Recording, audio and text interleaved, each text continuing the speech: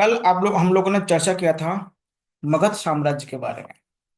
देखिए, मगध साम्राज्य का जब पतन हो गया था, उसके बाद बहुत समय तक, लगभग 500 साल तक भारत में और छोटे छोटे राज्य बने। उसमें सातवाहन बने, शुंग बने, कुषाण बने और भी बहुत सारे साम्राज्य बने। लेकिन वो उतने शक्तिशाली साम्राज्य नहीं बन पाए जैसे मगध साम्राज्य था। बाद में गुप्त वंश के लोग आए और उन्होंने फिर से मगध साम्राज्य जैसे एक साम्राज्य बनाया। लेकिन ये भी क्या है, मगध साम्राज्य जैसे नहीं था। उतना शक्तिशाली इनके पास भी नहीं था, उतना केंद्रीकरण शासन प्रशासन भी इनके पास नहीं रहा। लेकिन एक बात ध्यान रखिएगा, जो गुप्त साम्राज्य है, इनके समय में जितने भी सांस्कृतिक चीजों का विकास हुआ, वो हिंदू धर्म का नींव पड़ा। आप बोलेंगे क्या बात, मुझे ये बात समझ में नहीं आया। देखिए, हिंदू धर्म में आज जो सांस्कृतिक चीज है, उसका जो नींव बना, जैसे देखिए वेदों में जो चीज लिखा था वो क्या था, किताबों में था। वो आम लोगों में आ नहीं पाया था। या जो मौर्य साम्राज्य या मगध के समय आपको पता है कि आर्य अनार्य मिल रहे थे। लेकिन वो क्या था, अभी तक समाज ने उसको स्वीकृति नहीं दिया था, समाज ने उसको एक्सेप्ट नहीं किया था बड़े पैमाने पर। अब गुप्त साम्राज्य जब बने तो इस समय क्या है, जो समाज है वो पूरी तरह से क्या है, एक क्लासिकल टाइप के, क्लासिकल मतलब पूरी पूर्ण रूप ले लिया उनको। उस सांस्कृतिक चीज का क्या कर लिया, पूर्ण रूप ले लिया। अब किस किस में पूर्ण रूप लिया, आपको बताऊंगा। देखिए, साहित्य में पूर्ण रूप लिया कि गुप्त काल में बहुत सारे साहित्य लिखे गए। साहित्य बहुत बहुत बहुत इंपॉर्टेंट चीज होता है, क्योंकि आप लोग जानते हैं कि जो साहित्य होते हैं वो समाज का दर्पण होता है। साहित्य को क्या कहा जाता है, समाज का दर्पण कहा जाता है। तो साहित्य का बड़े पैमाने पर क्या होता है, इस समय विकास हुआ। और इस समय जो क्लासिकल जो संस्कृत है उसका विकास हुआ। देखिए, पहले जो संस्कृत था बहुत कठिन था, उसका व्याकरण बहुत कठिन था। जो पाणिनि का जो संस्कृत था बहुत कठिन था। इनके समय पे जो संस्कृत का डेवलपमेंट हुआ, उसे क्लासिकल संस्कृत कहा जाता है। वो थोड़ा सा सरल था। वो क्या है, सरल था। इसलिए आप लोग ने देखो कि जो वेद लिखे गए हैं वो संस्कृत बहुत कठिन संस्कृत है। जो पुराण लिखे गए हैं, महाभारत लिखे गए, रामायण लिखे गए हैं, इनकी जो संस्कृत है वो सरल है। कालिदास के जितने ग्रंथ है आपने देखे होंगे, पढ़े होंगे अगर, वो ये जो चीज है वो बहुत क्या है, सरल थे, मतलब भाषागत सरल जिसे कहते हैं। अब जब भाषागत सरल होगा ना तो ज्यादा लोग पढ़ना चाहेगा, या उसका रीच जिसे कहते हैं वो ज्यादा लोगों तक होगा। दूसरी बात क्या होता है, इस समय क्या है, जो हमारे जितने भी भगवान थे उनका पूर्ण रूपकरण हो गया है। जैसे विष्णु के 10 अवतार हो गए, शिव जी के जितने भी संप्रदाय है वो संप्रदाय का विकास हुआ। देखिए, शिव में भी, शिव शैव धर्म में भी बहुत सारे संप्रदाय है। जैसे कालामुख संप्रदाय हो गया, भैरव संप्रदाय हुआ, बहुत सारे संप्रदाय हुआ, पाशुपति संप्रदाय हुआ। उसके बाद जो शक्ति संप्रदाय हुआ, शक्ति मतलब जो देवियों का जो एक सीरीज निकला, कि जैसे काली हो गया, भवानी हो गया, दुर्गा हो गया, और वगैरह वगैरह जितने भी अब देवी 64 देवियों का शक्तिपीठ का नाम, 64 कह रहा हूँ, 51 शक्तिपीठ का नाम आप लोग जानते हैं। ये सारे जो चीजों का इसका पूर्ण रूप इस समय हुआ। तीसरी बात क्या होता है, इस समय जो रामायण और जो महाभारत है इनका पूर्ण रूप से संकलन हो चुका था। रामायण और महाभारत क्या है, एक समय में नहीं लिखा गया है। उनका पूर्ण जो समापन हुआ है, लिखन लिखने का जो संकलन का पूर्ण काल है वो है गुप्त काल। अब लोग ये गुप्त काल में कैसे मालूम चलता है, कि भाषा शैली का मालूम होता है कि भाषा शैली के आधार पर, अभी देखिएगा हम लोग जिस भाषा शैली का यूज कर रहे हैं वो भाषा शैली क्या है, इस काल का बताएगा। और हमसे 100 साल पहले जो साहित्य लिखेगा उनका भाषा शैली अलग है। आजकल देखिए अधिकतर लोग क्या होता है, हिंदी में इंग्लिश के शब्द या दूसरे भाषा के शब्द ज्यादा यूज करते हैं। पहले के ऐसे नहीं थे।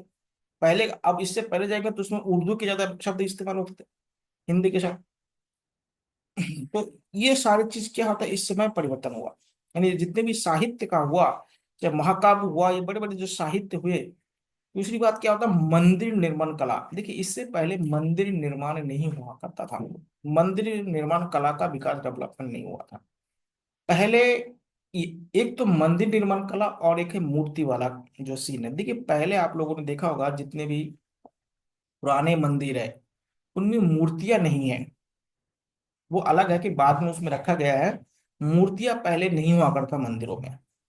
पहले मंदिरों में पिंड होते थे। पिंड मतलब उनके प्रतीक माना जाता था, जैसे पत्थर का बना हुआ है, अधिकतर आप लोग देखे होंगे, या आप लोगों ने देखे होंगे जो केदारनाथ हो गया, बद्रीनाथ हो गया, अभी तो मूर्ति आया है, लेकिन पहले क्या था, उनके कुछ आकृति कुछ में होते, जैसे आप लोगों ने पंच केदार का नाम सुने हो, तो पंच केदार में कोई मूर्ति नहीं है। वो वो अभी आया है, वो अलग बात है। उनमें क्या है, कोई ना कोई अंग का पूजा हो रहा था, तो अंग को क्या है, आकृति कैसे भी दिया जा सकता है, या पत्थर दिए। अधिकतर जो शिव भक्ति है, ये लोग क्या है, अब तो शिवलिंग का आकार बहुत बढ़िया बढ़िया बना रहा है, लेकिन पहले के जमाने पे इतना टेक्नोलॉजी कहाँ था, वो तो किसी पत्थर को शिवलिंग मान लेते थे। पत्थर के आकार, उस आकार के कोई बनते थे तो उसको मान लेते। तो क्या होता है कि उस समय के जो इस तरह के जो होते उसको कहते हैं पिंड पूजा कहते हैं। पिंड मतलब उसको एक प्रतीकात्मक रूप से मान लेते हैं। और पिंड होता ना, तो इसलिए देखिए आजकल आप लोगों ने सुना होगा, जैसे राम मंदिर में प्राण प्रतिष्ठा होते थे, तो प्राण प्रतिष्ठा क्या होता है कि जो उनको प्रतीक रूप में मानते थे, तो ऐसे कोई विधि नहीं था कि दर्पण टूट जाए, ऐसे कुछ हो, तो ऐसे नहीं मानते थे उन लोग का। उसके बाद क्या हुआ, आयुर्वेद में बहुत प्रगति हुआ। आयुर्वेद, चिकित्सा शास्त्र में बहुत प्रगति हुआ, ज्योतिष शास्त्र में बहुत प्रगति हुआ, खगोल शास्त्र में आर्यभट्ट का नाम सुने होंगे आप लोगों ने। उसके बाद क्या है, आपके गणित में बहुत बड़ा विकास हुआ। भास्कराचार्य का नाम सुना होगा, जो लीलावती जी जैसे बुक लिखे हैं। तो इस समय कुल मिला के जो क्लासिकल यानी जो सांस्कृतिक चीज था वो क्या था, पूर्ण रूप। इसलिए क्या होता है, गुप्त काल को प्राचीन भारत का स्वर्ण काल कहा जाता है। राजतंत्र के हिसाब से नहीं, कि राजा, देखिए राजा हमेशा क्रूर होंगे, वो एकदम लिखा हुआ, क्योंकि राजतंत्र चलाना आसान नहीं है। जो भी इस समय के जितने भी लोग राजतंत्र में हैं, उन लोगों से ही अपेक्षा नहीं कर सकते वो ईमानदार हो सकते हैं। हो भी नहीं सकते कभी, क्योंकि भाई सामने वाला से अगर आप एक कदम आगे नहीं रहेंगे तो आप राजतंत्र नहीं चला सकते। एक परिवार में लोग इन ईमानदार बन के काम नहीं कर पाते, और इतने बड़े राज्य में व्यक्ति से उतना उम्मीद नहीं रखना चाहिए। इसलिए इसलिए होता है ना कि ज्यादा उम्मीदें नहीं रखना चाहिए इन लोगों से, या जो भी लोग हैं। परिवार में इतना ज्यादा लड़ाई झगड़ा हो जाता है, छोटा सा परिवार है और इतना पूरे देश को चलाने के लिए उनको किस तरह के प्रोपेगेंडा बना के रखना पड़ता है, वो हर राजनीतिक पार्टी करता है, हर व्यक्ति करता है, जो भी व्यक्ति हो। अब उनको करना मजबूरी है, नहीं करेंगे तो सत्ता में नहीं रह पाएंगे। अब उसमें कितने अनैतिक और कितने नैतिक चीज होते हैं वो तो समय समय की बात होती है। तो इस समय समाज में पूर्ण रूप से क्या है, एक पूर्णता आ चुका था। मतलब आज जो समाज हम लोग देख रहे हैं, उनका जो कह सकते हैं कि शिशु अवस्था वो गुप्त काल में बन चुका था। और उसी में जो मॉडिफाई वगैरह वगैरह हुआ, जो आज हम लोग देखते हैं। तो देखिए वैदिक काल में क्या हुआ, साहित्य का विकास हुआ। साहित्य मतलब धार्मिक साहित्य का विकास हुआ। और उसमें क्या होता, वो समाज में नहीं रिफ्लेक्ट हो रहा था वो चीज। लेकिन गुप्त काल में आके ये समाज में उन चीजों का क्या समावेशीकरण हो चुका था। और जब समाज में समावेशीकरण होगा तो फिर वो प्रचलन में आ गया। तो इसको आप लोग ध्यान दीजिएगा कि गुप्त काल इंपॉर्टेंट क्यों है। पहली बात देखिए, गुप्त काल में बहुत सारे राजा हुए, और गुप्त वंश के जो संस्थापक है वो, उसका नाम है श्रीगुप्त कहा जाता है। श्रीगुप्त ने सबसे पहले गुप्त वंश की स्थापना की। तो गुप्त वंश के संस्थापक कौन थे, श्रीगुप्त थे। श्रीगुप्त के मृत्यु के बाद उनका पुत्र बना चंद्रगुप्त प्रथम। चंद्रगुप्त प्रथम जिसे कहते हैं, देखिए चंद्रगुप्त मौर्य अलग है और चंद्रगुप्त प्रथम द्वितीय ये अलग है, इसको अलग अलग करके समझिएगा। ये अलग है और वो लोग अलग है। ये गुप्त वंश का है और वो क्या है आपका, मौर्य वंश का। तो इसमें चंद्रगुप्त प्रथम बनते हैं। और चंद्रगुप्त प्रथम देखिए क्या है, ये गुप्त वंश का सबसे पहला महान शासक है। तो गुप्त वंश क्या है, पहले महान शासक है, पहली बात है। और इन्होंने कौन सा उपाधि लिया था, महाराज अधिराज का उपाधि लिया था। और इन्होंने क्या है, लिच्छवी वंश के राजकुमारी शादी किया था। देखिए वैवाहिक संबंध बहुत जरूरी था राजतंत्र में। अब लोग आजकल उस चीज को नहीं समझ पाते, वो अलग बात है। अब समाज सब देखिए, ये जितने भी पढ़े लिखे लोग हैं, उल्टा सीधा बात करते हैं, सब समझते हैं। ऐसी बात नहीं है कि आप देखिए देखिए कि आप लोग टीवी डिबेट में देखते हैं उल्टा सीधा बात कर लेते हैं। सब समझते हैं, ऐसी बात नहीं है। वो हमें मूर्ख बनाया जाता है क्योंकि वो लोग समझते हैं कि वो अपने हिसाब से बात करते हैं। समझते सभी है कि हमारे कल्चर को जो भी पढ़े हैं सब समझते हैं, लेकिन क्या होता है, दिक्कत है कि वो अपने हिसाब से जब बातें करने लगते हैं तो वो तो लगता है कि क्या होता है। और इन्होंने सबसे पहले सिक्के चलवाए थे, सोने के सिक्के। एक बात ध्यान रखना था कि भारत में अगर सोने की सिक्के की तरह बात कर लेते हैं, सिक्के की बात यानी कॉइन्स की है, देखिए भारत में जो पहला कॉइन्स बना, सिक्का बना, सबसे पहले जो हमारा सिक्का था उसे कहते हैं पंचमार्क सिक्के कहते थे। पंचमार्क सिक्के कहते थे, ये भारत का पहला सिक्का है। इसे आहत सिक्का सिक्का भी कहा जाता है, आहत सिक्का या सिक्के कहा जाता है। ये लगभग 500 बीसी पहले भारत में शुरू हुआ था। कितने 500 बीसी में शुरू हुआ था। अगर आपसे पूछा जाए कि भारत का सबसे प्राचीन सिक्के, देखिए ये जो सिक्के थे ना, ये सोने के नहीं होते बल्कि चांदी और तांबे के बने होते थे। चांदी और तांबे के बने, कॉपर और सिल्वर के बने थे, ध्यान रखिएगा। तो पहला सिक्का का किसी कहते हैं आहत सिक्के कहते थे, और ये चांदी और तांबे के होते थे। उसके बाद हमारे यहाँ पे एक शासन वर्ग आया था, कुषाण। कुषाण में एक था शासक जिनका नाम बिम कडफिसस। बिम कडफिसस। ये जो बिम कडफिसस जी है, इन्होंने सबसे पहले भारत में सोने की सिक्का जारी किया था।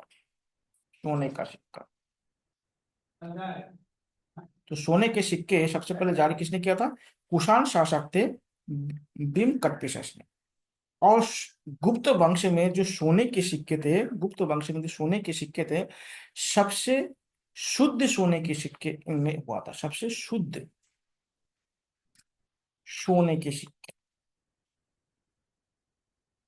के सिक्के किसने जारी किया था? गुप्तों ने जारी किया था। और बड़े पैमाने पर भी, और दूसरा क्या था, जिन्होंने बड़े पैमाने पर भी क्या, सोने के सिक्के जारी किया, बड़े पैमाने पर इनके समान।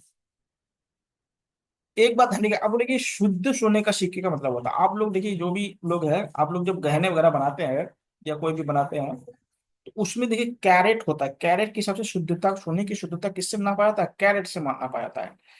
देखिए क्या होता है कि 24 कैरेट का जो सोना होता है वो शुद्ध सोना माना जाता है, मतलब उसमें कोई इम्प्यूरिटीज नहीं होता, मतलब कोई अशुद्धि नहीं होता है। लेकिन क्या होता है, 24 कैरेट के जो सिक्के होते हैं बहुत ही सॉफ्ट होता है, मतलब कोई भी वस्तु बनेगा तो वो क्या होता है, ज्यादा टिकाऊ नहीं होता, इसलिए उसमें क्या होता है, कॉपर मिलाया जाता है। तो कॉपर का परसेंटेज जितना ज्यादा होगा तो कैरेट उतना कम हो जाता है, समझ लीजिएगा। जैसे आप लोगों ने देखा होगा जो गहने होते हैं वो 18 या 20 या 22 कैरेट का होता है, लेकिन क्या 24 कैरेट का नहीं होता है। क्यों नहीं होता है? क्योंकि ये बहुत सॉफ्ट होता है, इसलिए क्या होता है, इसके गहने वगैरह आभूषण वगैरह नहीं बन पाते हैं। तो इसको भी थोड़ा सा जान लीजिएगा साइंस के हिसाब से। तो सबसे पहले चंद्रगुप्त प्रथम ने क्या है, सोने के सिक्के जारी किया था, इस वंश के हिसाब से बोल रहा हूँ। उसके बाद चंद्रगुप्त प्रथम के बाद जो शासक बनते हैं उनका नाम है समुद्रगुप्त। समुद्रगुप्त क्या है, गुप्त वंश का सर्वाधिक पराक्रमी शासक रहा। ठीक है, इन्होंने जो नीति अपनाया था उसको नाम इन्होंने दिया था धर्म विजय। देखिए धम्म विजय अशोक ने दिया था, और धर्म विजय किसने दिया था? समुद्रगुप्त ने दिया था। इनके दरबारी कवि थे हरिसेन, जिन्होंने प्रयाग प्रशस्ति एक शिलालेख बनवाया था प्रयाग में। उसके सेनापति कौन थे? हरिसेन ने। समुद्रगुप्त को भारत का नेपोलियन कहा जाता है। इन्हें क्या था, भारत का नेपोलियन कहा जाता है। याद रखिएगा, इन्हें भारत का क्या कहता है, नेपोलियन कहा जाता है। क्योंकि उन्होंने उत्तर और दक्षिण भारत दोनों को जीता था, तो इसको भारत का क्या था, भारत का नेपोलियन कहा जाता है। क्या कहा था? भारत का नेपोलियन उनको कहा था। देखिए भारत का क्या था, नेपोलियन की संख्या देखिए किसने दिया था, B.A. स्मिथ ने दिया था इनको भारत का नेपोलियन की संख्या। इनके समय में बहुत सारे अश्वमेध यज्ञ किए गए थे, इसको भी ध्यान रखिएगा। और एक बात और ध्यान रखिएगा, ये जो चंद्रगुप्त प्रथम हुए, समुद्रगुप्त हुए और चंद्रगुप्त द्वितीय, ये क्या है, जो विष्णु के एक अवतार आप लोगों ने सुना होगा जिनका नाम है बराह अवतार। बराह अवतार का नाम सुने होंगे आप लोगों ने, ये देखे भी होंगे। तो बराह अवतार का पूजा करते थे ये लोग। विष्णु के, कृष्ण राम वगैरह का पूजा नहीं करते थे, बल्कि उस समय बराह अवतार का पूजा करते थे। इनके सिक्कों पर अभी भी बहुत सारे सिक्के पाए गए हैं, उन सिक्कों पर इस देवता का अंकन किया गया। आप लोग देखे होंगे जो पृथ्वी को बचाने के लिए विष्णु जी ने आधा सुअर आधा इंसान का रूप धारण किया था, तो उसे बड़ा अवतार कहा जाता है। तो उन बड़ा अवतार का पूजा ये लोग करते थे। इनका पूजा करते हैं, बड़ा अवतार का पूजा ये लोग करते थे। चंद्रगुप्त द्वितीय, उसके बाद आता है चंद्रगुप्त द्वितीय। देखिए चंद्रगुप्त द्वितीय क्यों महान है, इसके बारे में थोड़ा सा जान लेते हैं। चंद्रगुप्त द्वितीय को इनको विक्रमादित्य भी कहा जाता है।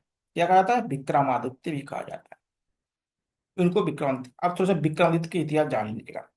देखिए विक्रमादित्य एक उपाधि है, इसमें दो शब्द से बना है, एक है विक्रम और एक है आदित्य। विक्रम का मतलब होता है शूर, विक्रम का मतलब होता है शेर, शेर मतलब बाघ। और आदित्य का मतलब होता है सूर्य, मतलब जिसका तेज बाघ जैसे, सूर्य जैसे हो और बाघ जैसे हो, वो ऐसे व्यक्ति को विक्रमादित्य कहा जाता है। ठीक है, विक्रमादित्य की जो पहला उपाधि लिया था उज्जैन के एक शासक थे, उज्जैन के शासक थे, उन्होंने लिया था। उन्होंने क्या है विक्रमादित्य, अब एक कहानी पढ़े होंगे यह क्या होता है, विक्रम बेताल का कहानी आप लोग जानते होंगे। तो विक्रम बेताल में जो विक्रम है, उन्होंने सबसे पहले विक्रमादित्य की उपाधि लिया था।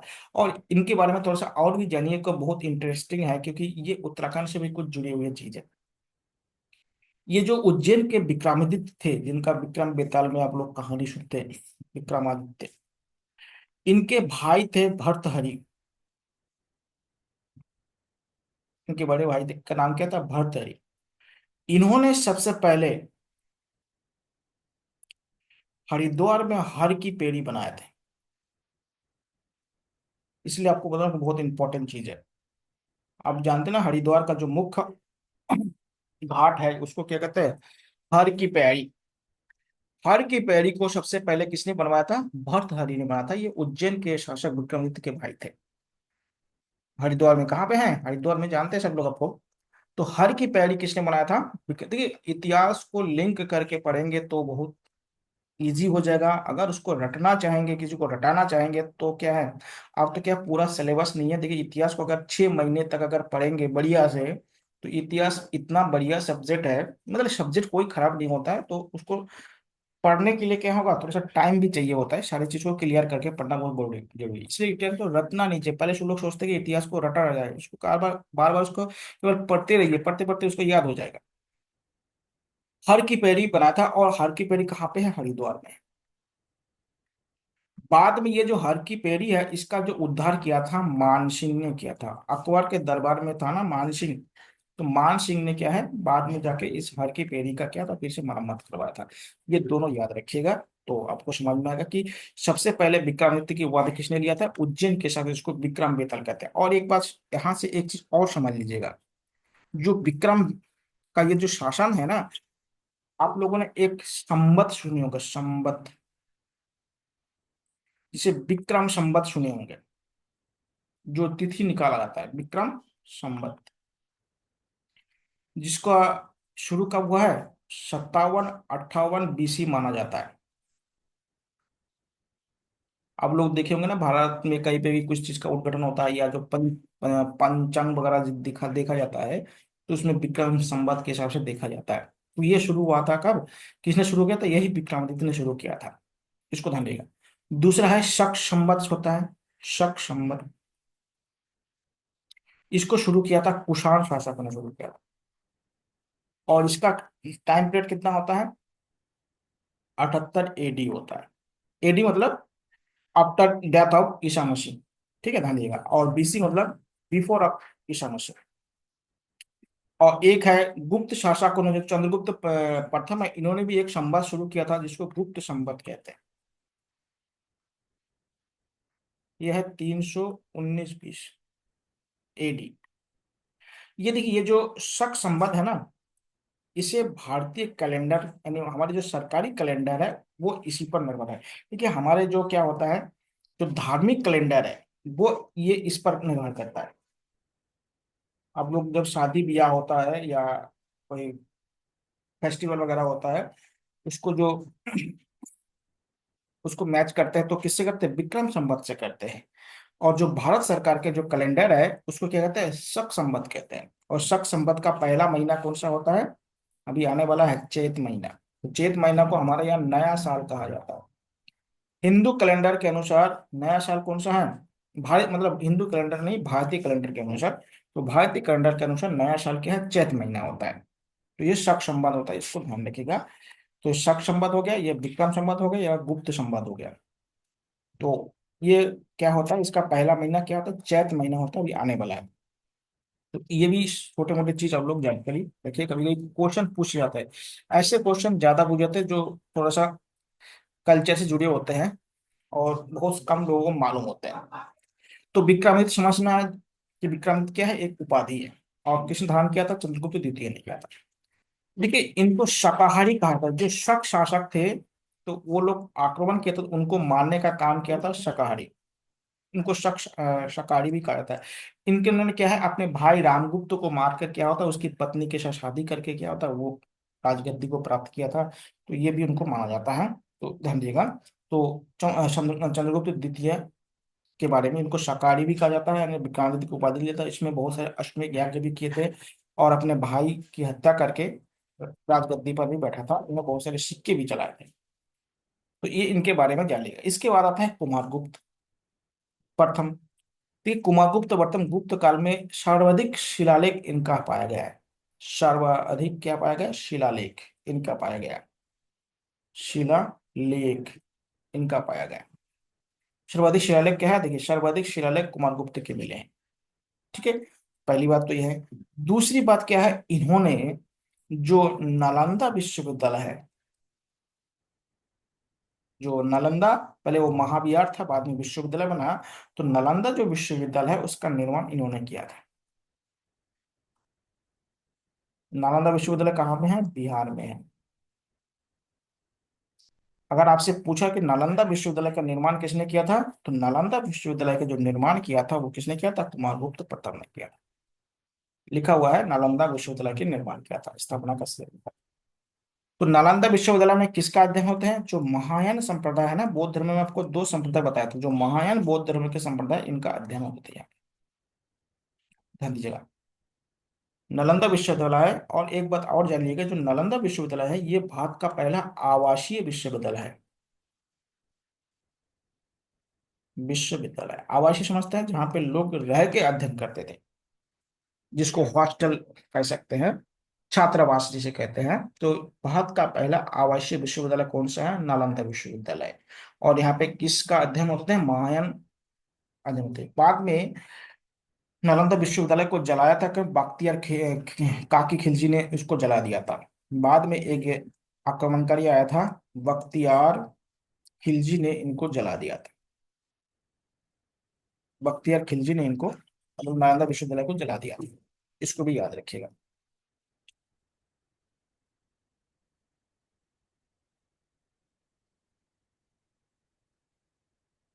तो आता है स्कंदगुप्त। देखिए स्कंदगुप्त के समय पे सबसे इंपॉर्टेंट है, इस समय बहुत सारे विदेशी आक्रमणकारी इन पे आक्रमण किए थे। सबसे इंपॉर्टेंट है, हुनों का आक्रमण के समय पे हुआ था। किसका आक्रमण था, हुनों का आक्रमण हुआ था। दूसरी बात है, इन्होंने सुदर्शन झील का पुनर्निर्माण करवाया था। किसका, सुदर्शन झील कहाँ पे है, गुजरात में है। गुजरात में है, एक गिरनार पर्वत है उसमें सुदर्शन झील है। देखिए सुदर्शन झील को सबसे पहले चंद्रगुप्त प्रथम ने बनवाया, चंद्रगुप्त मौर्य ने बनवाया था। बाद में उसमें अशोक ने सुधार किया है, और इन्होंने बाद में जाके सुदर्शन झील को स्कंदगुप्त ने भी उसमें सुधार किया था। इसको भी ध्यान रखिएगा।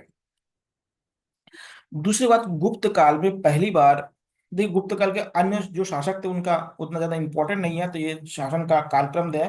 देखिए गुप्त काल में पहली बार सती प्रथा का क्या है, अभिलेखीय साक्ष्य मिलता है। सती प्रथा का किसका मिलता है, अभिलेखीय साक्ष्य मिलता है। नहीं, अभिलेख में लिखा गया था कि सती प्रथा वहां पे क्या था, एक जो सेनापति थे उनका डेथ हो गया था, तो उनके साथ उतनी पत्नी को भी क्या जला दिया गया था। तो उसी का साक्ष्य मिलता है। उसको साक्ष्य किस में मिलता है, एरन अभिलेख में मिलता है। तो इसलिए क्या है, ये भारत में अभिलेखीय साक्ष्य है। सबसे पहले अभिलेखीय साक्ष्य है सती प्रथा का। सती प्रथा आप लोग जानते हैं, इसमें आपको बताया था कि स्त्री पुरुष के अपने जो पति है उनके मृत्यु के बाद उनके साथ क्या होता है, चिता में जल के अपने आप को भस्म कर लेते हैं। पहले कभी कभी स्वेच्छा था, लेकिन बाद में जबरदस्ती भी होने लगे। तो ये बहुत सारे, ये देखिए बहुत सारे ये अभिलेख है, इनको आप लोग एक बार पढ़ लीजिएगा, क्योंकि उसको पढ़ाने का कोई मतलब नहीं है, सब पढ़ लीजिएगा। अब गुप्त काल में शासन व्यवस्था, देखिए गुप्त काल में क्या है, मौर्य काल जैसा क्या है, संगठित व्यवस्था नहीं था। देखिए पहले पहले तो संगठित व्यवस्था था।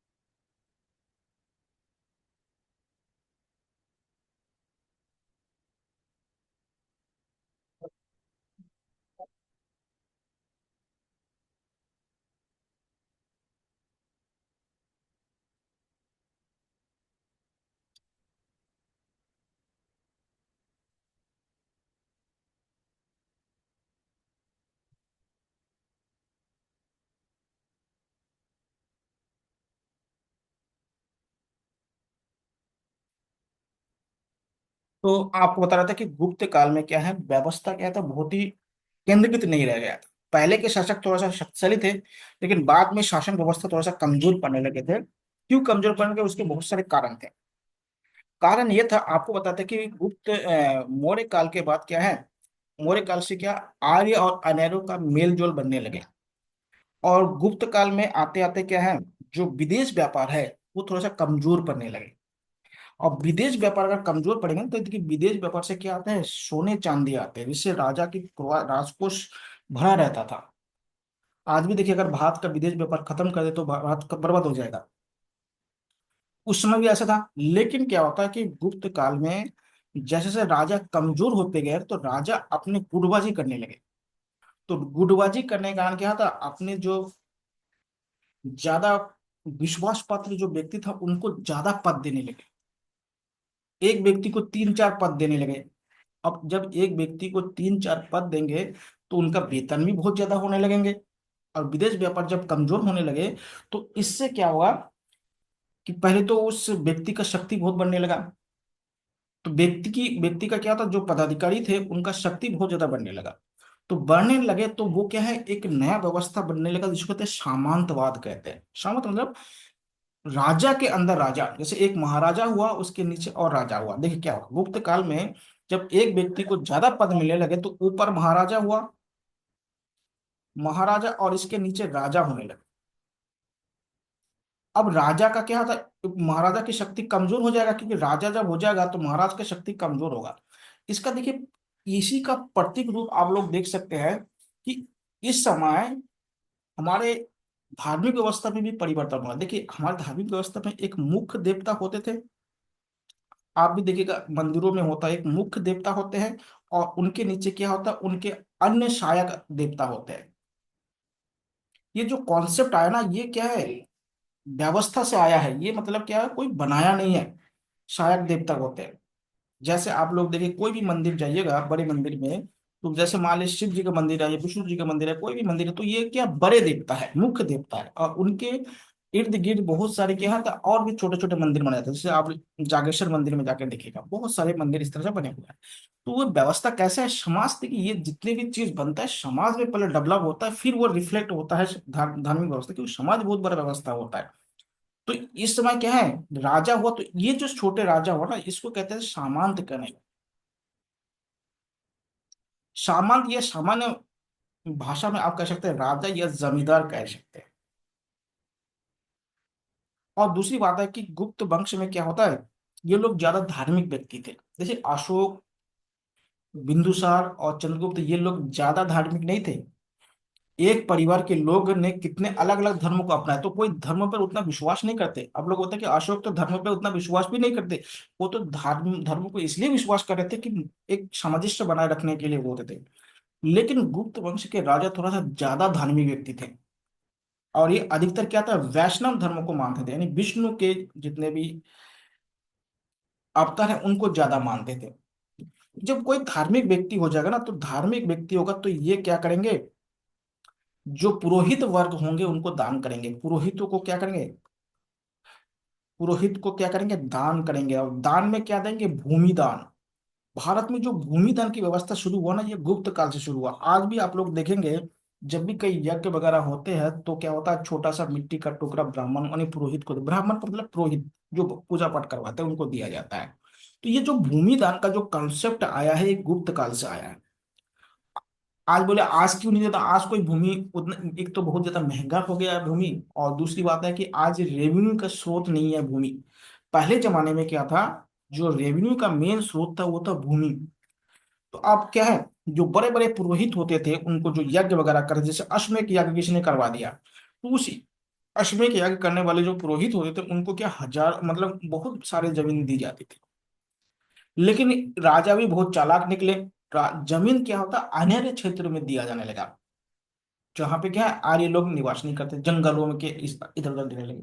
तो इससे क्या होता है, इससे क्या है, आर्यीकरण ज्यादा बने, मतलब आर्य लोगों का जो एक्सपेंशन है वो ज्यादा बढ़ने लगा। और इससे क्या होगा, जो बताइए, जो पुरोहित के पास 2,000 एकड़ 1,000 एकड़ जमीन हो जाएगा वो ऑटोमेटिकली जमींदार होगा।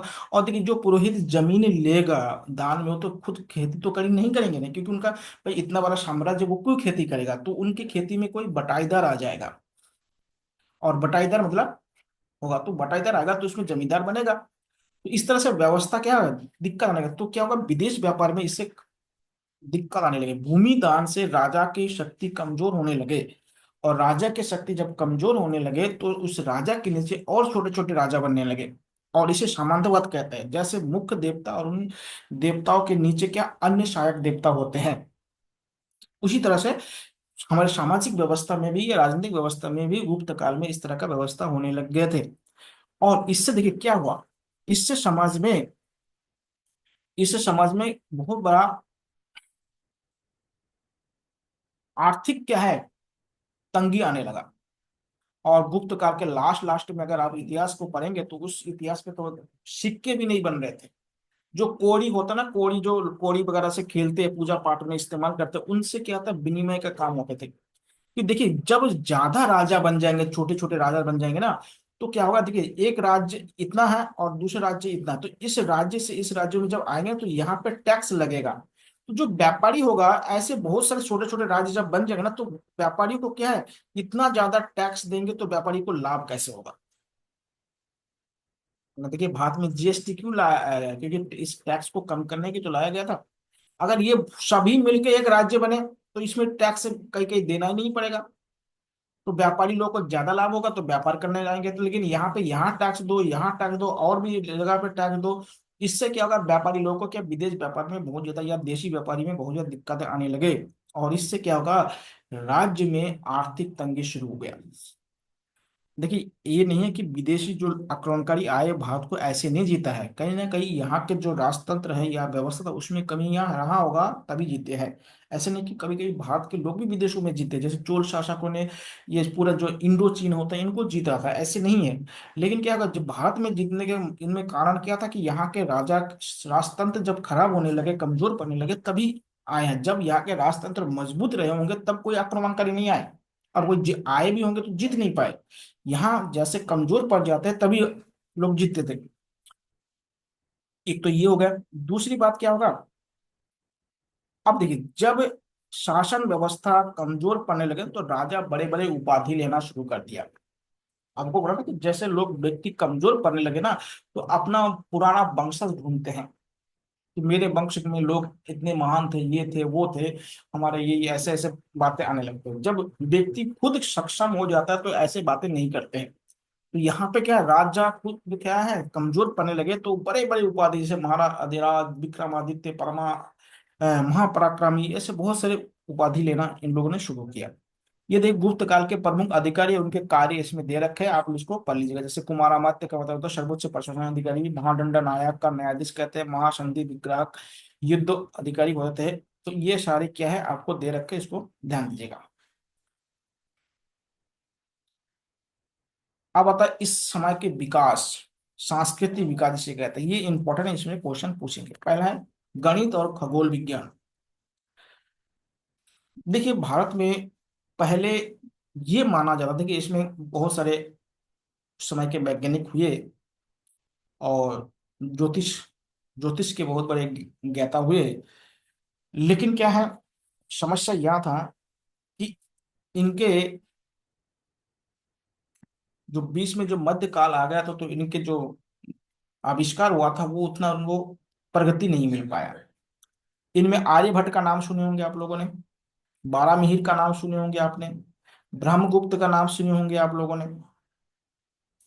बहुत सारे ऐसे लोग थे जो इसमें आगे बढ़े। देखिए, आर्यभट्ट का नाम तो आप लोगों ने सुना होगा। इनके जो बुक है आर्यभट्टियम, और एक है सूर्य सिद्धांत, सूर्य सिद्धांत। आर्यभट्टियम या सूर्य सिद्धांत में इन्होंने बताया कि जो हमारा पृथ्वी है वो गोल है। पहले नहीं माना था कि पृथ्वी गोल है, पहले मानते थे कि पृथ्वी चपटा है, तभी तो हम पृथ्वी के ऊपर रह पाते हैं। आप लोगों ने अभी देखिए बहुत बढ़िया पिक्चर आया है, भगवान भरोसे बच्चों का बहुत बढ़िया पिक्चर है। देखिए, टीचर का काम क्या होता है कि जब जिज्ञासा पैदा करना बच्चे के अंदर, और उस जिज्ञासा को शांत करना। और जब ये नहीं हो पाता तो क्या होता है, रटाने से क्या होता है, तर्कशास्त्र नहीं तर्क बच्चों में नहीं डेवलप होता है। इसलिए हमारे यहाँ पे सबसे कमजोरी है प्राइमरी एजुकेशन। प्राइमरी एजुकेशन सबसे ज्यादा कमजोर है, उसको ज्यादा सुधारने की आवश्यकता है। कि वहां पे बच्चों के मन में जो अ, विचार उत्पन्न होते हैं उनको शांत नहीं हो पाता है, तो वो सबसे ज्यादा दिक्कत पैदा कर देता है।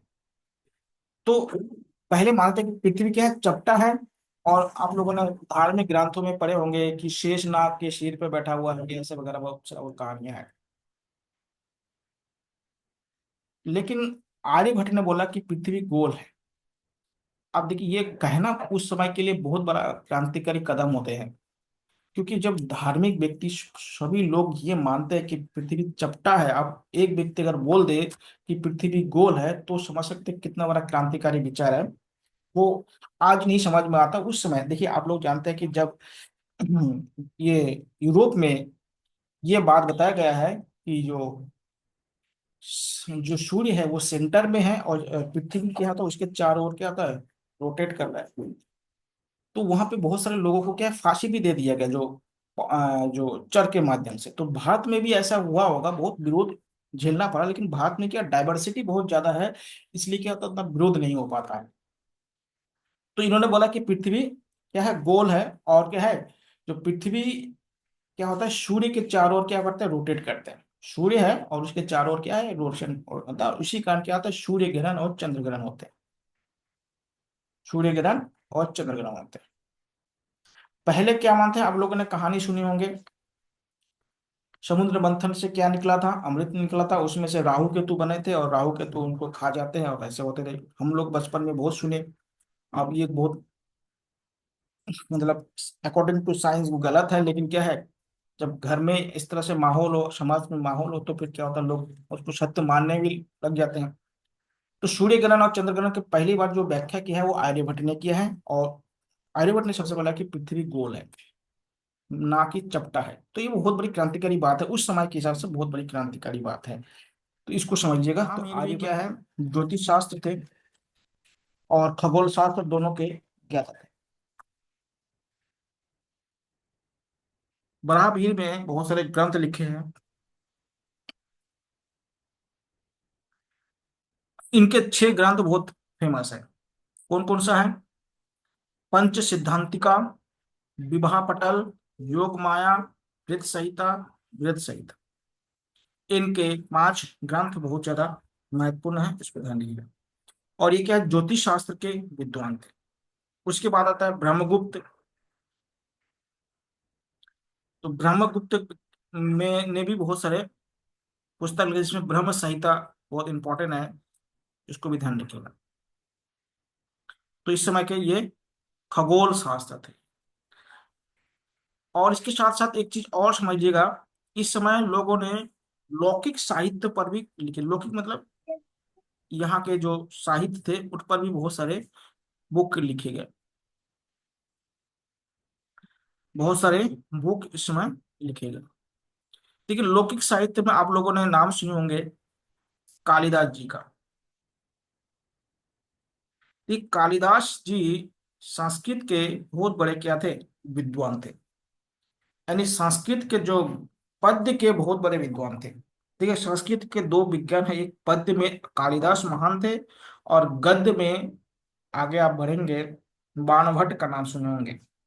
बहुत बड़े विद्वान थे जो हर्ष के दरबार में थे। कालिदास क्या है, चंद्रगुप्त द्वितीय के दरबार में थे, और चंद्रगुप्त द्वितीय के दरबार में नवरत्न रहते थे, उन्हीं में से कालिदास भी एक थे। और कालिदास का संबंध उत्तराखंड से भी है। आप लोग बताइएगा, उत्तराखंड के कहाँ से कालिदास ने अध्ययन किया था। उत्तराखंड में रहते हैं तो कालिदास के बारे में जानना बहुत जरूरी है। कालिदास, सबसे इंपॉर्टेंट उनके बुक है, उनका नाम है अभिज्ञानम शकुंतलम। सुने होंगे आप लोगों ने। अब बोलेगी ये पुस्तक कहाँ से है। देखिए, ये भी उत्तराखंड से ही जुड़ी हुई पुस्तक है, अगर आप लोग थोड़ा सा जानकारी रखते हैं तो। उत्तराखंड में एक आश्रम का नाम सुने होगा, कण्व आश्रम, जो पौड़ी गढ़वाल में है। कहाँ पे है, पौड़ी गढ़वाल। पौड़ी गढ़वाल में कोटद्वार से के आसपास है, थोड़ा सा आगे है। वहां पे कोटद्वार में माल नदी के किनारे पर है कण्व आश्रम। कण्व आश्रम से संबंधित है अभिज्ञानम शकुंतलम। आप लोगों ने एक कहानी आपको थोड़ा सा बता देता हूँ उसमें। आप लोगों ने सुने होंगे, एक ऋषि थे विश्वामित्र, जिन्होंने गायत्री मंत्र को लिखा था। गायत्री मंत्र आप लोग जानते हैं, गायत्री मंत्र को किसने लिखा है, विश्वामित्र जी ने लिखा है। और आपको पता है कि विश्वामित्र ने क्या है, जो वेद है, वेद के जो ऋग्वेद के तृतीय मंडल को भी उन्होंने लिखा है, विश्वामित्र का नाम से उन्होंने। और इन्होंने गायत्री मंत्र बोले। देखिए, जो गायत्री मंत्र हम लोग बोलते हैं ना, ये पूर्ण गायत्री मंत्र नहीं है, ये गायत्री मंत्र का एक श्लोक है। गायत्री मंत्र और भी है। तो गायत्री मंत्र का को रचना किसने की है, विश्वामित्र जी ने किया है। और विश्वामित्र यही कण्व आश्रम में पहले निवास करते थे। सुनिए पहले। और यहाँ पर उनसे जो अप्सरा थे, जो मेघना, उनसे शादी हुआ। और शादी होने के बाद उनका एक पुत्री होता है, जिनका नाम है शकुंतला। अब बताइए, शकुंतला किनका पुत्री है, ये विश्वामित्र जी का पुत्री है। और उनके जो अप्सरा से शादी हुआ था, तो उनसे उत्पन्न हुआ था। बाद में इस पुत्री को छोड़ के अप्सरा तो स्वर्ग चले गए, और विश्वामित्र पता नहीं कहाँ चले गए।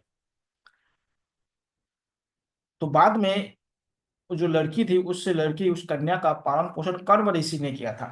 किसने किया था, कण्व ऋषि ने किया था।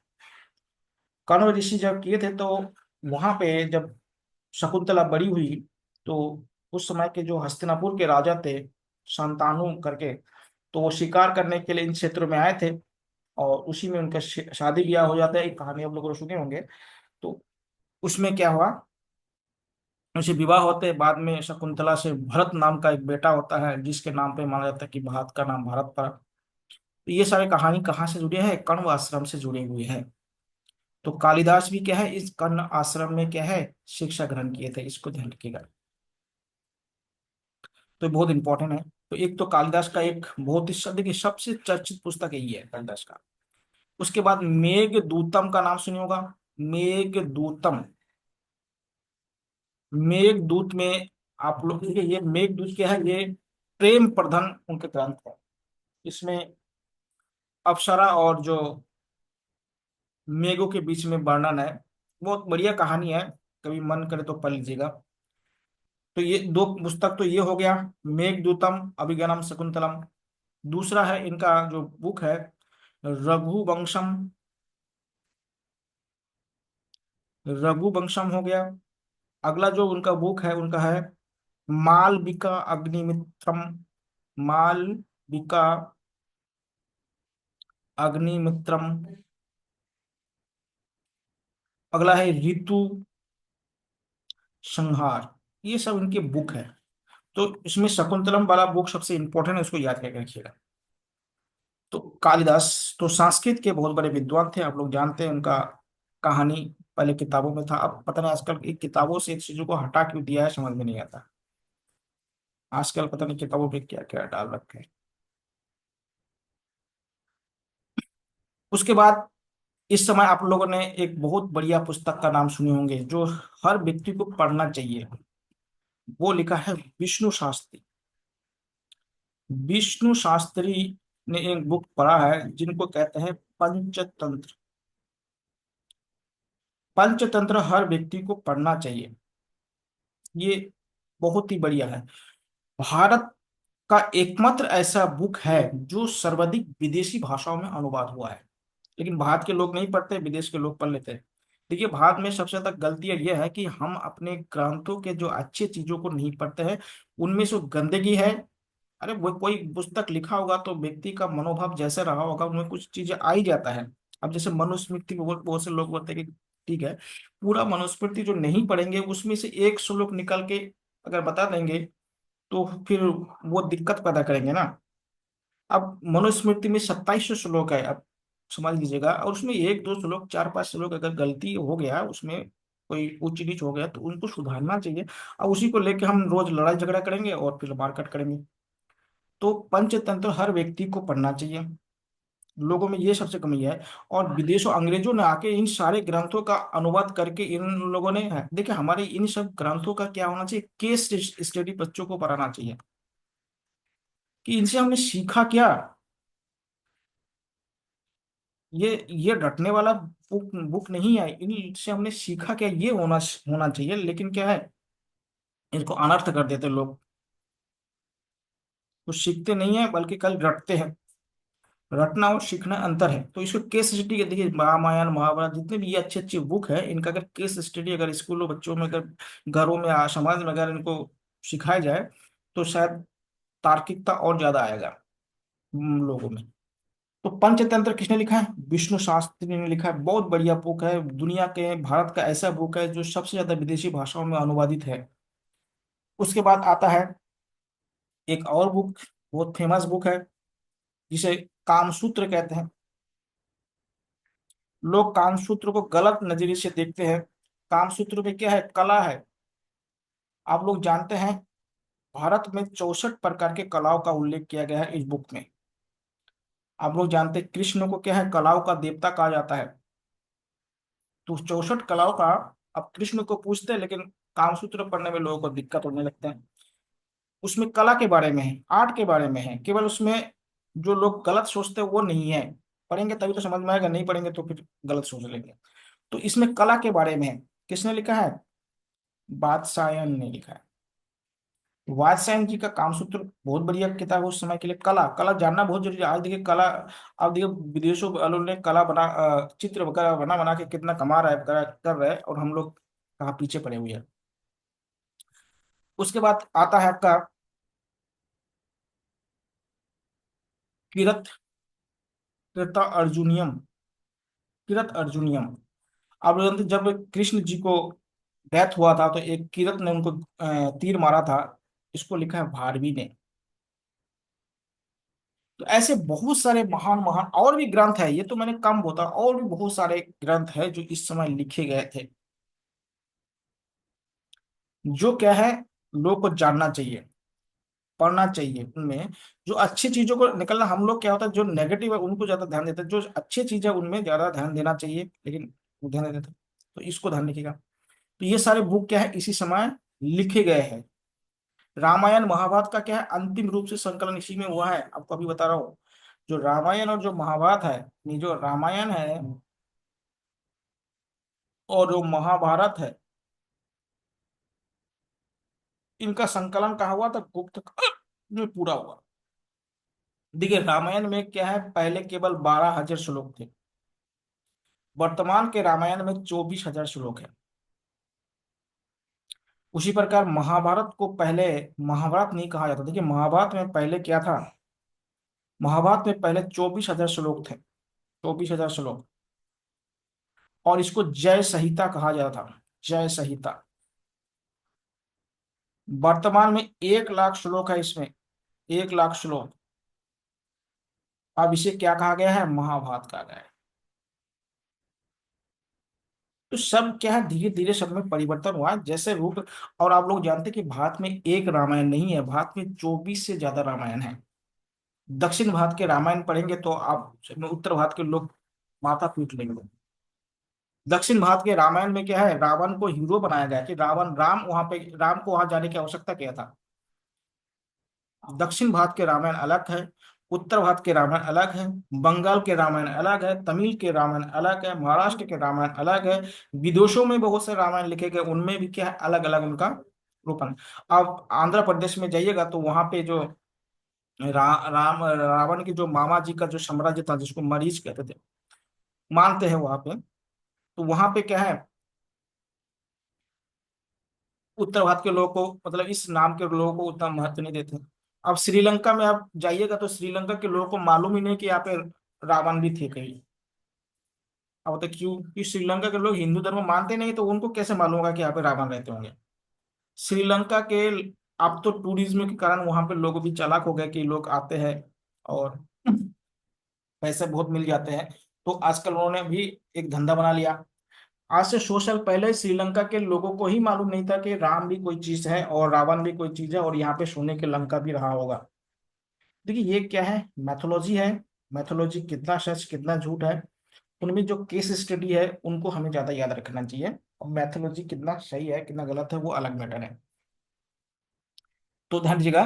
तो श्रीलंका के लोगों को रामायण के बारे में मालूम ही नहीं है। दक्षिण भारत के जो कम्बन रामायण और उत्तर भारत के लोग पढ़ लेंगे तो बोलना माथा पीट लेंगे। तो वहां पे रावण को क्या है, हीरो बनाया गया, और यहाँ के लोगों को। और वहां पे आप लोग देखे होंगे कि जब रावण को जीतने के लिए जब शक्ति की पूजा करते तो उसके पुरोहित कौन बनते हैं, रावण उनके पुरोहित बनते हैं। बहुत सारे ऐसे कहानियां हैं अलग अलग रामायण में। तो आजकल भी देखिए बहुत सारे सीरियल टाइप भी ऐसे बन रहे हैं कि जो मेन रामायण का सीरियल है और नए नए जो रामायण के सीरियल देखिए उसमें बहुत सारे डिफरेंट आपको दिखा देंगे, क्योंकि अलग अलग जगह के क्षेत्र वाइज जो रामायण है वो बहुत ज्यादा है। देखिए मेन जो हमारे आज हम जो रामायण जानते हैं, अधिकांश जो तुलसीदास जी के जो रामचरितमानस है उनको जानते हैं। ऐसे नहीं कि केवल तुलसीदास जी ने ही रामचरितमानस लिखे हैं, बोले कि 24 से ज्यादा रामायण है भारत में। तो उस प्रकार से। अब दूसरी बात है कि गुप्त काल में मंदिर निर्माण शुरू हुआ था, मंदिर का निर्माण पहली बार शुरू हुआ। देखिए मंदिर मुख्यतः 3 प्रकार के होते हैं। निर्माण क्या है, मंदिर जो निर्माण होते थे वो 3 प्रकार के हैं मंदिर निर्माण। एक को कहते हैं नागर शैली, एक को कहते हैं बेसर शैली, और एक को कहते हैं द्राविड़ शैली। ध्यान दीजिएगा। देखिए जो आप कह सकते हैं, कश्मीर से लेकर कश्मीर से लेकर विंध्य पर्वत तक में जितने भी मंदिर है ये सब नागर शैली में बने हुए हैं। और विंध्य पर्वत से लेकर या नर्मदा नदी से लेकर, मान सकते हैं नर्मदा नदी से विंध्य से लेके जो आपका कावेरी नदी तक का जो क्षेत्र है उसमें जो मंदिर है वो बेसर शैली के हैं। और कावेरी नदी से लेकर जो एकदम कन्याकुमारी तक के जो मंदिर है, कन्याकुमारी, इनको कहते हैं द्राविड़ शैली के मंदिर, कहते हैं द्राविड़ शैली के मंदिर कहा जाता है।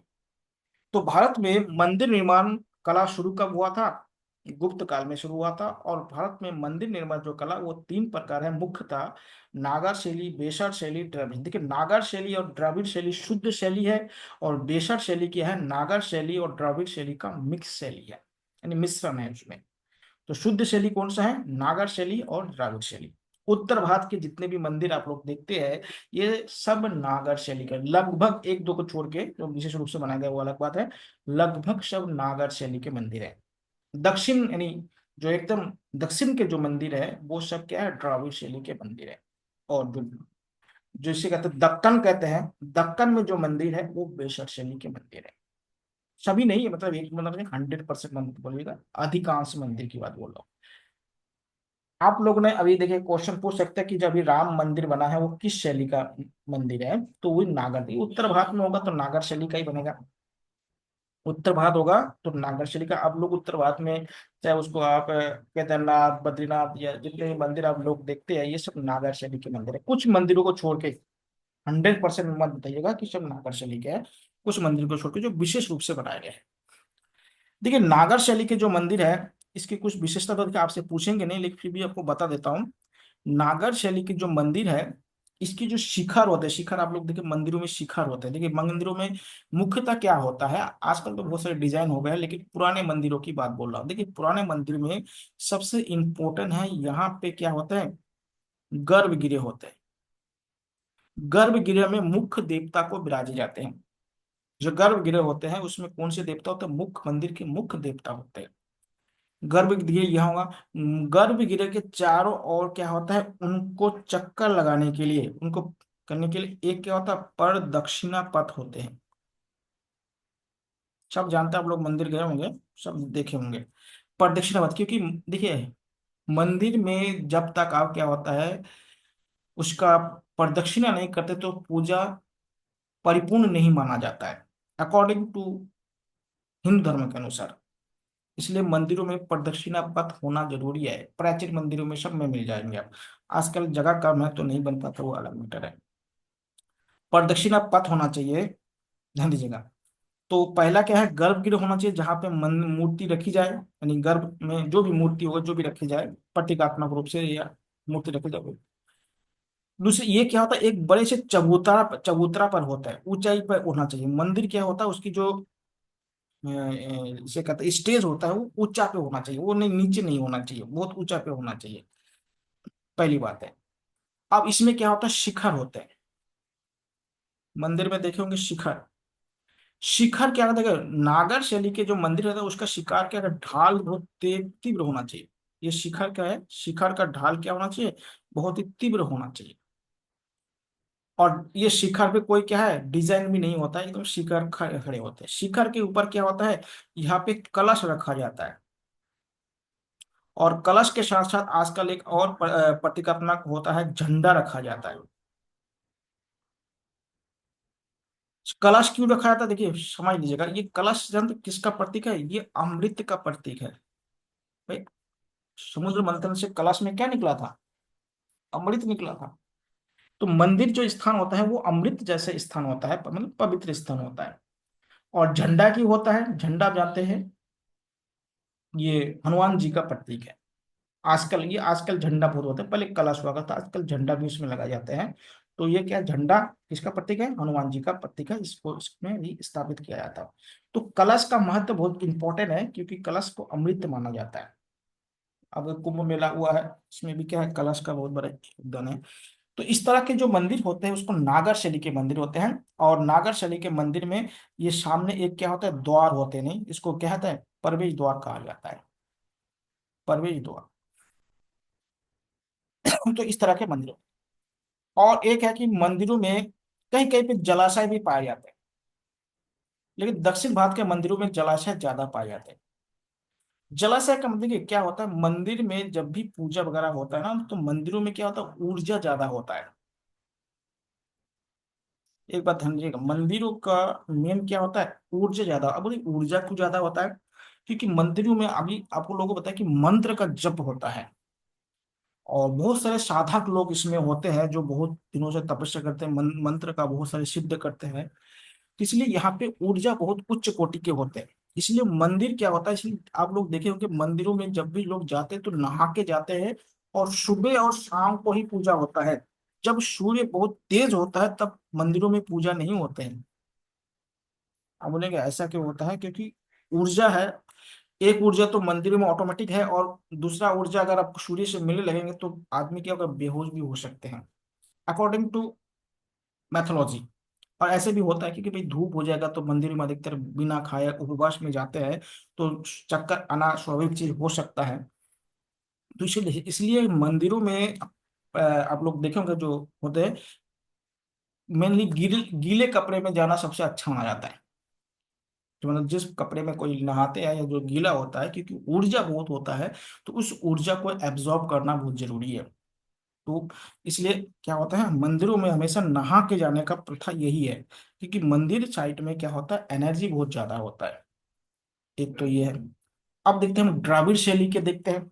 बेशर शैली तो इन दोनों का मिक्स है, वो अलग है। द्राविड़ शैली के मंदिर देखते हैं, द्राविड़ शैली के। देखिए द्राविड़ शैली के मंदिर बहुत ही उच्च होते हैं। देखिए पहले तो गर्भगृह होगा ही होगा, फिर इनके चारों ओर प्रदक्षिणा पथ होगा। ये क्या है, गर्भगृह है। ये क्या है, प्रदक्षिणा पथ है। और इसके बगल पे चबूतरा होगा। और इसमें क्या होगा, ये मंदिर चौकोर ना होकर क्या अष्टकोणीय होते हैं। कैसे होते हैं, अष्टकोणीय होते हैं। ऐसे अष्टकोणीय होते हैं अधिकतर मंदिर, अष्टकोणीय मंदिर होते हैं। कैसे होते हैं, अष्टकोणीय। और इसके शिखर बहुत भव्य होते हैं। शिखर क्या होता है, बहुत ही भव्य होते हैं। और शिखर में क्या होता है, शिखर में बहुत सारी मूर्तियां बनाई जाती है। अगर आप साउथ इंडिया में गए होंगे तो देखे होंगे मंदिर, यहाँ पे छोटे छोटे मूर्तियां बनी होती है। और यहाँ पे क्या होता है, कलश लगे होते हैं, यानी कि कलश हो गए। ये मंदिर हम, और मंदिरों में जलाशय होना बहुत जरूरी है। जैसे देखिए भारत में क्या है, स्नान करना क्यों इतना पवित्र माना जाता है, जलाशय होना जाता है कि मंदिरों में एनर्जी बहुत ज्यादा होता है। और भारत गर्म देश है ना, गर्म देश में एनर्जी है। और वहां पे आप अगर गर्म और लेके जाएंगे तो फिर क्या होगा, दिक्कत ज्यादा होने लगेंगे। ये तो है। उसके बाद क्या है, मंदिर के बगल में यानी सामने एक गोपुरम होते हैं, क्योंकि अधिकतर वहां पे शिव मंदिर होते थे पहले। गोपुरम, सॉरी गोपुरम मतलब गोरम तो रास्ता, इसमें इसको मंडपम कहते हैं। मंडपम, मंडपम। ये जो मंडपम होता है ना, इसमें क्या होता है, देवताओं का विवाह संपन्न करवाया जाता है। देवताओं का विवाह। और इनके जो गेट होते थे, गेट जो प्रवेश द्वार होते थे, उसको गोपुरम कहा जाता है। मंदिर का जो गेट होते थे ना, उसमें बहुत बड़े भव्य गेट होते, कभी कभी मंदिर से भी बड़ा गेट बनाया जाता था। आप अगर साउथ इंडिया में गए होंगे, बृहदेश्वर मंदिर का नाम सुने होंगे, मीनाक्षी मंदिर का नाम सुने होंगे, गंगे कोंडचोलपुरम मंदिर का नाम सुने होंगे, उसके बाद पद्मनाभ मंदिर का नाम सुने होंगे। ये सब मंदिर साउथ इंडिया में है। और यहाँ के जो प्रवेश द्वार है, जिसको गोपुरम कहते हैं, बहुत ही भव्य बने हैं। और शिव मंदिर में क्या होते थे, जो नंदी होते थे, नंदी के भी मूर्ति बने हुए होते थे। अब तो ये सब जो देखिए, ये जो मूर्ति जो बने होते थे उस समय की बात बोल रहा हूँ। ये जो मूर्तियां होते थे, ये केवल पत्थर के नहीं होते, ये धातुओं के मूर्ति होते थे। और धातुओं में क्या, अष्ट धातु होते थे। अब बोले कि ये धातु के मूर्ति क्यों होते थे, कि आजकल जो पत्थर के मूर्ति से क्या होता है, धातु की मूर्ति ज्यादा यूजफुल होता है, घरों में रखना हो तो धातु की मूर्ति ज्यादा यूजफुल होता है। क्यों होता है, क्योंकि हमारे शरीर भी क्या है, अलग अलग तत्व से मिलके बने होते हैं। और जब इन क्या होता है, तो ऐसे जो धातु के मेल से क्या होता है, उसमें एनर्जी ज्यादा बन जाता है उस एरिया में। तो पॉजिटिव एनर्जी ज्यादा निकलते हैं। इसलिए अष्ट धातु या जो अलग अलग तरह के धातु के मूर्ति होते हैं, वो ज्यादा अच्छे माने जाते हैं। तो इनमें क्या है, धातुओं की मूर्ति होते थे अधिकतर, जैसे नंदी हो गया, इस तरह की मूर्ति। तो मंडपम होते थे, गोपुरम होते थे, शिखर बहुत भव्य होते, और शिखरों में बहुत छोटे छोटे देवी देवताओं के क्या होता है। देखिए उत्तर भारत के जो मंदिर है ना, नागर शैली में, उसमें द्वार पे क्या होता है, गंगा यमुना का मूर्ति लगे होते थे, या यक्ष यक्षिणियों के मूर्ति लगे होते थे। या आप लोगों ने देखा होगा कि साउथ इंडिया में जो खजाने होते हैं, उनमें मंदिरों के जो खजाने जहाँ पे होते थे, उसमें नाग और यक्ष यक्षिणियों की मूर्ति होते हैं। एक बात आपको बता देता हूँ, जो नाग और यक्ष यक्षिणी होते हैं ना, वो क्या होता है, कुबेर के दूत होते हैं, अकॉर्डिंग टू धर्मशास्त्र के अनुसार। इसलिए क्या होता है, ये कुबेर के खजाने को सुरक्षित करते हैं। कि जहाँ पे पैसे को रखा जाता है ना, तो फिर कुबेर के मंत्र से उसको बंधन बना के रखते हैं, जहाँ पे मंदिरों में होते हैं। तो कुबेर क्या है, खजाना का राजा हुआ। देखिए देवी कौन है, लक्ष्मी जी है, लेकिन राजा कौन है, संपत्ति के, धन दौलत के, वो है कुबेर जी। तो कुबेर के मंत्र से रखते हैं, और कुबेर के जो होते हैं, इसलिए आप लोग देखे होंगे, सुने होंगे बहुत से कहानी, जहाँ पे सोने चांदी रखे हैं, वहां पे नागिन रहते हैं। लेकिन मेन साइंटिफिक रूप से ऐसा नहीं है, साइंटिफिक रूप से ये अलग मैटर है।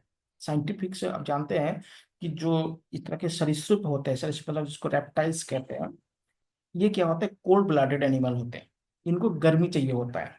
इसलिए देखिएगा ठंडे के मौसम में इस तरह के एनिमल ज्यादा एक्टिव नहीं रहते बाहर वातावरण में। जैसे सांप हो गया, छिपकली हो गया, मेढक हो गया, ये सब क्या होता है, रेप्टाइल्स होते हैं, कछुआ वगैरह होता है। ये क्या होता है, कोल्ड सीजन में ज्यादा एक्टिव नहीं रहते। लेकिन ये क्या होता है, जैसे गर्म मौसम आ जाता है ये लोग एक्टिव ज्यादा हो जाते हैं। तो क्या होता है कि जब ये क्या अधिकतर क्या होता है, जो जहाँ पे मेटल होते हैं वहां पे गर्मी ज्यादा होता है, हीट ज्यादा होता है। तो ये उसी के आसपास क्या होता है, अपने जो भी बिल वगैरह घोंसला वगैरह बना के रहते हैं, इसलिए खुदाई करेंगे तो वो निकलेंगे निकलेंगे। मेन साइंटिफिक रीजन यही है। लेकिन बहुत से लोग इसको मानते हैं। बहुत देखिए ये परंपरा आज से नहीं, बहुत दिनों से चला आ रहा है, इसलिए लोगों को मान्यता है। इसलिए क्या होता है, खजाने का मालिक कौन है, कुबेर जी है। और उनके जो जो सेना है वो है नाग नागिन और यक्ष यक्षिनी, इनको माना जाता है। तो ये मंदिर हो गया। तो इन सारे मंदिरों को देख लीजिए कहाँ कहाँ पे कौन कौन से मंदिर है। भूमा देवी के मंदिर इसका उत्तर भारत में, केदारनाथ बद्रीनाथ, इनको दो तीन मंदिर तो उत्तराखंड में जो है, इनको भी याद रखिएगा। तो मंदिर आपको अभी बता दिया हूँ कि दो तीन तरह के मंदिर हैं, इसको आप लोग याद कीजिएगा। मंदिर के बहुत से नाम दे रखा हूँ, उसको आप लोग ध्यान दीजिएगा।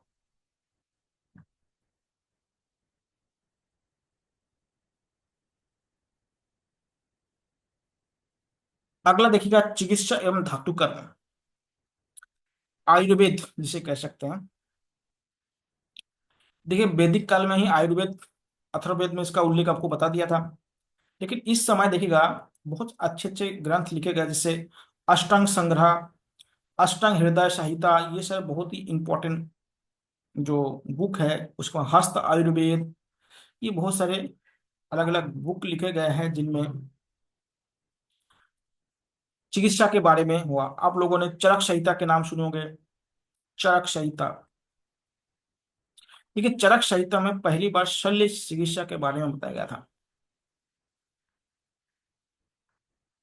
देखिए भारत में प्राचीन काल में बहुत अच्छे अच्छे लोग हुआ था, लेकिन मध्य काल में आके लोगों के दिमाग भ्रष्ट हो गए और इन सब का क्या है, पतन होना लग गया। और भारत में जो छुआछूत है ना, छुआछूत के कारण क्या है, शल्य चिकित्सा यहाँ पे फेल हो गया। अब कोई ब्राह्मण अगर शल्य चिकित्सा जानते हैं और शूद्र के शरीर को कैसे छुएगा, अब ये दिक्कत बहुत ज्यादा है। तो ये जो है इसमें भी क्या है, हमारे यहाँ पे शल्य चिकित्सा जिसको कहते हैं सर्जरी, वो बहुत धक्का लगा। चरक संहिता में 121 इंस्ट्रूमेंट यानी कि उपकरण के बारे में बताया गया था जिससे शल्य चिकित्सा की जाती थी। समझ लीजिए कितना बढ़िया था। अष्टांग हृदय में, अष्टांग संग्रह में या अष्टांग हृदय संहिता में बहुत बड़ी बढ़िया दवाओं के बारे में बात की गई। जैसे हिमालय को आपको बताया था कि यहाँ पे क्या है, औषधालय इसको कहा जाता है। तो इनमें बहुत सारे अच्छे अच्छे बात इसमें बात की गई है। उसके बाद इसमें धातु कर्म रासायन विज्ञान का भी विकास हुआ था। रासायन विज्ञान जैसे आप लोगों ने सबसे इंपॉर्टेंट सुने होंगे, एक लोहा स्तंभ है जो मेनली क्या है, चंद्रगुप्त द्वितीय ने इनको लगवाया था, चंद्रगुप्त द्वितीय ने। जहाँ कहाँ है, मेहरौली में है, दिल्ली के बगल में है। जिसपे आज तक भी जंग नहीं लगा है। क्या नहीं लगा है, जंग नहीं लगा है। तो समझते हैं, आज लोग हम लोग क्या है, कोई भी सामान बनाते हैं तो एक साल में वो जंग लग जाता है, और ये क्या है, आज 1500 साल लगभग हो गया है तो उसमें अभी तक जंग नहीं आया है। तो वो धातु विज्ञान भी कितना उन्नत रहा होगा उस समय। धातु विज्ञान में क्या है, कितना उन्नत रहा होगा कि उस समय